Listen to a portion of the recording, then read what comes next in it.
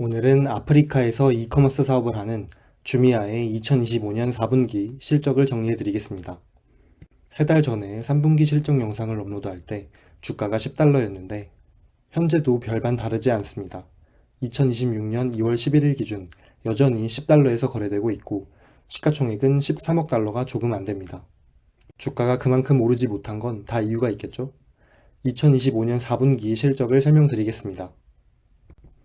우선 4분기 물리적 상품 주문수는 750만 건을 기록하며 전년 동기 대비 32% 성장했습니다. 물리적 상품을 주문하는 활성 주문자 수는 300만 명을 기록해 전년 동기 대비 26% 증가했습니다. 또 2025년 3분기 신규 고객의 46%가 90일 이내에 재구매를 했으며 이는 전년 동기 대비 4% 성장한 수치입니다. 물리적 상품의 GMV, 즉 총 거래액은 $2억 8천만 달러를 기록하며 전년 동기 대비 37% 성장했습니다. 또 물리적 상품의 평균 주문 가치, 즉 AOV가 $37를 기록하며 전년 동기 대비 1.6달러 증가했습니다. 이제 국가별 성과를 보겠습니다. 먼저 전체 GMV의 26%를 차지하는 코트디부아르의 경우 GMV가 전년 동기 대비 31%, 그리고 주문 수가 15% 성장했습니다. 전체 GMV의 23%를 차지하는 나이지리아의 경우 GMV는 전년 동기 대비 50% 성장했고 주문 수는 33% 성장해 4분기 연속 두 자릿수 성장을 기록했습니다.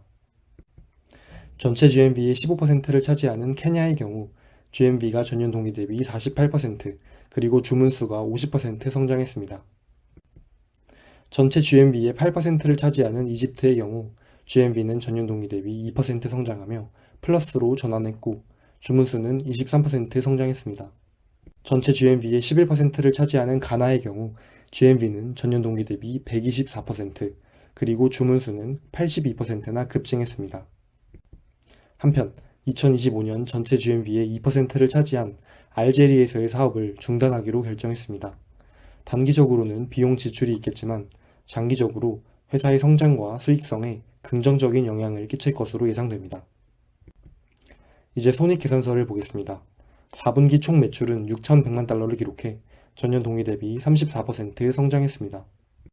세부적으로 보면 First Party Sales 또는 직매입 매출이 $2,990만 달러를 기록해 전년 대비 33% 성장했습니다. 마켓플레이스 매출은 전년 대비 36% 증가해 $3,100만 달러를 기록했습니다. 이 중 $2,670만 달러가 제3자 판매 매출이고 $290만 달러가 마케팅 및 광고 매출입니다. 매출 총 이익도 전년 동기 대비 43% 성장해 $3,400만 달러를 기록했고 매출 총 이익률은 3% 성장해 55.6%를 기록했습니다. 참고로 2026년부터 대부분 국가에서 수수료를 올렸고 이는 향후 매출 총 이익 성장을 가져올 것으로 기대합니다.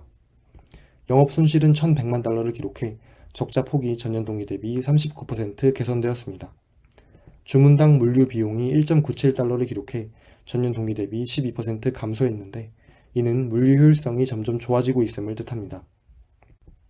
그 외에도 영업 비용을 줄이기 위한 노력은 계속되고 있습니다.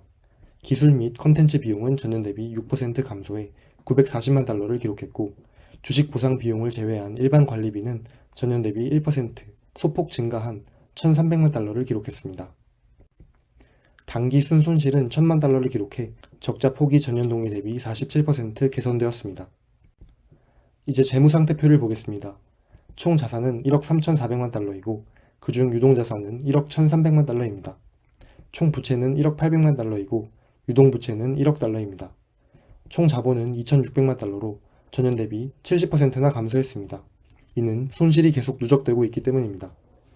유동 비율은 전년 대비 63% 감소한 114%이고 부채 비율은 전년 대비 296%나 폭증한 419%입니다. 현금 흐름표를 분석해 보겠습니다. 4분기 영업활동에서는 $170만 달러가 순유출되어 전년 대비 현금 유출이 크게 감소했습니다. 2025년 연간 기준으로는 $4,800만 달러가 유출되었고 전년 대비 16% 개선되었습니다. 4분기 투자활동에서는 $150만 달러가 순유출되었습니다.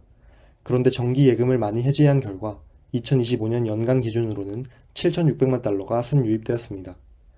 4분기 재무활동에서는 $170만 달러가 순유출되었고 2025년 연간 기준으로 $640만 달러가 유출되었습니다. 2024년에 유상증자를 통해 1억 달러를 조달했는데 2025년에는 그런 대규모 자금 조달이 없었습니다. 3개월 동안 순현금 흐름은 마이너스 490만 달러이고 기말 현금 및 현금성 자산은 7,700만 달러입니다. 가이던스는 어떨까요? 지난 분기 때까지만 해도 2026년 4분기에 세전 손실 손익분기점을 달성하겠다고 말해왔습니다. 그러나 이번 어닝콜 때 이 기준을 조정 에비타로 변경했습니다. 그리고 2027년에 조정 에비타 기준 연간 흑자를 달성하고 현금 흐름을 플러스로 전환하겠다고 밝혔습니다. 그 밖에 2026 연간 조정 에비타는 마이너스 2,500만 달러에서 마이너스 3천만 달러를 예상하고 다가오는 2026년 1분기의 경우 GMV가 전년 대비 27에서 32% 성장할 것이라 전망했습니다. 어닝콜 후 경영진과 애널리스트 간의 Q&A가 있었습니다. 주요 문답을 정리해드리겠습니다. 첫 번째, 향후 몇 년간 물류 및 기술 부문의 추가 용량 확장을 위한 투자 계획이 있나요? 2026년 말 또는 2027년 말까지는 현재 인프라로 충분히 관리 가능합니다. 2024년에서 2025년에 이미 대형 물류센터로 이전하는 작업을 마쳤기 때문에 대규모 자본 지출은 예상되지 않습니다. 기술 스택 역시 2025년 물량의 두세 배를 처리할 수 있는 수준이라 고정비 내에서 충분히 커버 가능합니다. 두 번째, 알제리 외에 추가로 철수하거나 새로 진입할 국가가 있나요? 연간 흑자 전환을 달성하기 전까지는 신규 국가 진입을 고려하지 않습니다. 현재 8개 핵심 시장이 충분한 규모와 수익 잠재력을 가졌다고 믿습니다. 다만 필요하다면 추가적인 철수 결정을 내릴 수도 있습니다. 세 번째, 자본 조달 없이 흑자 전환이 가능하다고 했는데 만약 추가 자본이 있다면 어디에 쓰고 싶나요? 만약 유동성이 더 있다면 다음 세 가지에 투자할 것 같습니다. 첫 번째, 운전 자본입니다. 이건 다양한 상품 구성과 합리적인 가격을 확보하기 위함입니다. 두 번째, 마케팅. ROI가 좋은 온라인 채널에 더 공격적으로 투자하기 위함입니다. 세 번째, 기술 및 제품. 이건 효율성을 높여 흑자 전환 시점을 앞당기기 위함입니다. 그러나 현재 보유한 자금만으로도 충분히 목표 달성이 가능하다고 믿습니다. 네 번째, 4분기 실적 중 부정적인 서프라이즈가 있었나요? 광고 수익화가 기대에 미치지 못했습니다. 하지만 스폰서 제품 툴을 교체하고 팀을 다시 짜는 등 구조적인 조치를 완료했습니다. 현재 주 단위로 매출이 개선되고 있어 2026년에는 큰 폭의 개선을 기대합니다. 여섯 번째, 2026년 가이던스가 다소 보수적으로 보이는데 리스크를 반영한 것인가요? 특별한 리스크를 반영한 것은 아닙니다. 다만 우리는 성장과 수익성 사이 균형을 맞추고자 합니다. 수수료를 인상하고 마케팅 지출 비율을 타이트하게 관리하는 등 성장에 일정 수준 제약을 두면서 효율적으로 성장하겠다는 의지가 반영된 가이던스입니다. 주미아 목표 주가는 얼마일까요? 2026년 2월 11일 기준 5명의 애널리스트 중 4명이 매수 의견, 그리고 1명이 매도 의견을 제시했습니다. 12개월 뒤 평균 목표 주가는 14.6달러이고 현재 주가보다 40% 높습니다. 다만 어제 실적이 발표되었기 때문에 이번 주 중으로 목표가 조정이 있을 것으로 예상됩니다. 이제 총 정리를 해보겠습니다. 4분기 실적은 잘 나온 것 같습니다. 매출은 전년 동기 대비 34% 성장했고 조정 에비타 손실은 전년 동기 대비 47% 개선되었습니다. 그런데 주가는 실적 발표 당일 15%나 폭락했습니다. 왜 그럴까요? 우선 재무 상태가 안 좋아지고 있습니다. 3분기 실적 정리 영상에서도 언급했듯이 계속되는 적자 때문에 자본 총계가 점점 감소하고 있습니다. 유동 비율은 114%까지 떨어졌고 부채 비율은 419%까지 올라갔습니다. 그런데 경영진들은 추가 자본 조달이 필요하지 않다고 강조했습니다. 주가에 가장 크리티컬한 영향을 미친 이유는 가이던스 기준 변경이라고 생각합니다. 기존 가이던스가 2026년 4분기에 세전 손실 손익분기점을 달성하고 2027년 연간 흑자를 기록하겠다는 것이었다면 이번 어닝콜 때는 여기서 세전 손실, 이 한 단어를 조정 에비타로 바꿨습니다. 세전 손실과 조정 에비타는 어떤 차이가 있을까요? 조정 에비타는 세전 손실에 이자 비용, 주식 기반 보상, 그리고 기타 감가상각비 등을 더해서 계산되며 이걸 보겠다는 건 영업을 통해 창출한 순수 현금량을 보겠다는 뜻입니다. 2025년 연간 세전 손실은 6천만 달러고 조정 에비타 손실은 5천만 달러입니다. 물론 둘 간의 차이가 점점 줄어들고 있지만 현재로서는 무려 1,000만 달러나 차이가 납니다.